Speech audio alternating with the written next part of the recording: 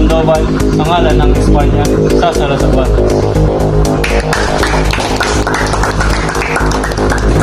Mabuhay si Sandoval! Mabuhay!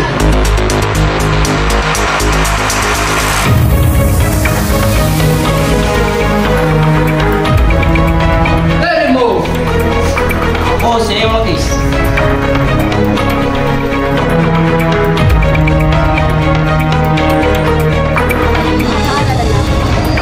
Napakahirap na. Please, anak, ano na lamang ang sasabihin? Bibitayin ka patawagin kang pinugustuhan. Sinasabi ko sa'yo, anak, mag-tiis ka. Mag-tiis.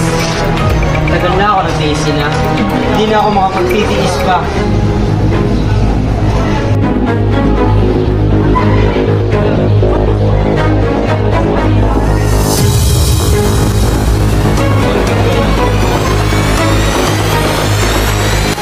Huwag mong ilagay sa panganib ang iyong kinabukasan para sa isang bagay na hindi mo naman tiyak kung magtatagumpay.